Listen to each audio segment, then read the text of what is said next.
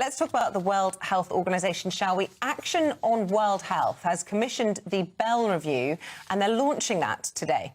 It's made up of 9 experts who are recommending proposals to either radically reform or replace the World Health Organization. And among those pushing for the changes is the leader of Reform UK, Nigel Farage. And a very good morning to you, Nigel. We've spoken about the problems within the World Health Organization with you before, but for anyone that's not familiar with it or up to date, just bring us up to speed with what it is that is irritating you about the WHO. Well, it's a government body under the United Nations. The British government's just agreed in the last 2 weeks to give it a further £310 billion of taxpayers' money. Their performance during the pandemic was catastrophic. They insisted that the pandemic had come through the wet markets in China, not the fact that it was a leak from the lab in Wuhan. And they're a very heavily Chinese-influenced organization. Now they've gone further, and on the table they've got something called the Pandemic Treaty, which, when it goes through in a year's time, will mean they can tell us that we have to lock down. They can tell us we have to have vaccine mandates. I mean, it's incredible that the Labour government is even considering signing up to this, given what a failure the organisation has been. And that would be a total loss of sovereignty over health issues. So, yes, I've been campaigning against this for some time. It's not just us, though, because the incoming Trump administration also is deeply sceptical about the World Health Organization, the amount of power it wants, the bad decisions it takes, and the level of Chinese influence over it. So, yes, as you said in your intro, we're launching the Bell Review. Dr. David Bell, somebody who's worked at the WHO, along with 8 other senior medics, will produce a report suggesting how we can reform this organization to make it one where governments cooperate as opposed to giving away power. And we want this to be seriously reformed, or we have to leave it and set something else up. The World Health Organization have been quite adamant that this pandemic treaty is about cooperation, not about ceding power. They've accused you of spreading misinformation and using this as what they call, and I quote, a populist wedge issue. They deny that lockdown mandates are part of the deal, and they say any claims that countries would be required to give away 20% of their vaccines, they say, are simply not true. Well, it's absolutely explicit in their proposed treaty. They couldn't get it through this year, but they're determined to bring it back next year. It's the same loss of sovereignty we had as members of the European Union.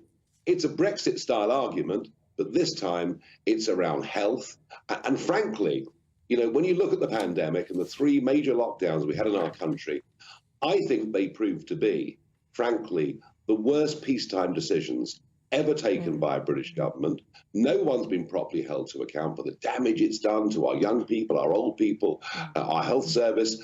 And the idea that a remote group of people, unaccountable to anybody, could lock us down in the future is just unacceptable and should be stopped. And yet, you know, when Labour are challenged, the government are challenged in the Commons, they deny the facts. They're there, they're real, they're clear. We're serious about this campaign, and I promise you, when I look at who Donald Trump has appointed to be his health supremos, they share the same skepticism as me. So if ever there was a moment to reform this organization, with Trump coming in a few weeks' time, it's now. Yeah, it seems quite poetic, the full circle the US has had with regards to their health leaders. You had Jay Bhattacharya, who's the head of the NIH, which was Anthony Fauci's job. And we all remember him during COVID, and, of course, RFK Jr. as well. In a reformed WHO, Nigel, where would the funding come from? Because you've expressed concerns about it coming from China. Bill Gates, of course, is a massive influence as well. Yeah. Where would funding from a reformed organisation come from? Well, I think if we reformed it, then the Trump administration would happily play a role. We would happily play a role, as opposed to just giving away hundreds of millions with no questions asked. No, I mean, look, the argument for international cooperation is always a good argument. But the trouble is, all these globalist organizations, whether it's the EU, the UN, the WHO, they always use these situations to take power upon themselves. And that's what we've got to stop. And it's really a closed shop. This guy, Tedros, has been running it for years, despite having no medical history at all. His own sister is in a highly paid job. I mean, talk about jobs for the boys. No, this organization doesn't work. It failed during the pandemic. in every single way. It covered up to protect China, and we should not be giving our hard-earned money to an organisation that wants to take our sovereignty. Nigel, can I ask you, whilst we've got you and talking about hundreds of millions of, whether it's dollars or pounds, these rumours, come on, you know I have to ask you, your pal Elon Musk that you spent election night with is rumoured to be about to donate $100 million US, I think that's 78 million pounds, in a big, and I quote, FU to Starmer. Is this true? Is it going to happen?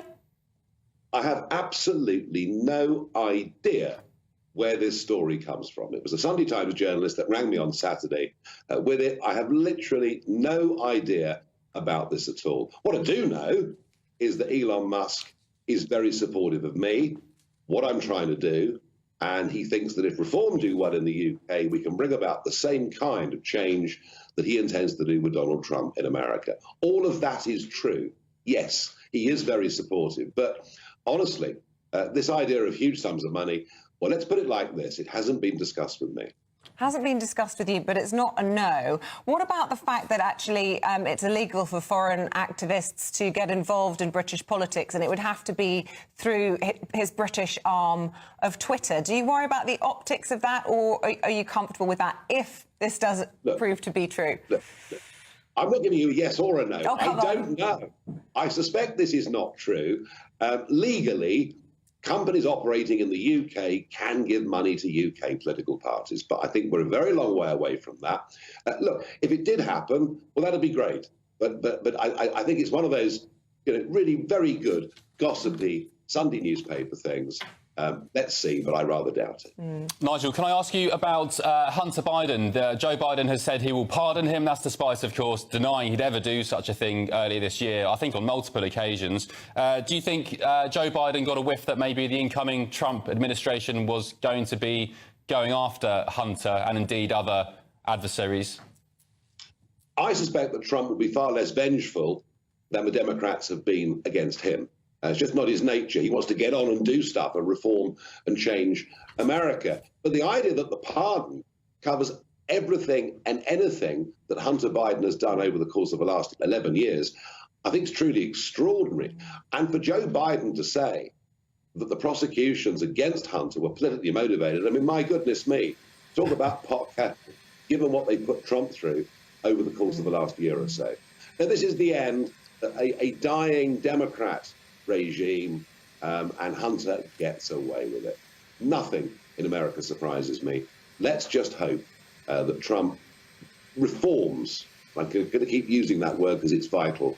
Let's hope Trump does attempt to reform the American judicial system because it's no longer fit for purpose. OK, Nigel, thanks very much for your company this morning.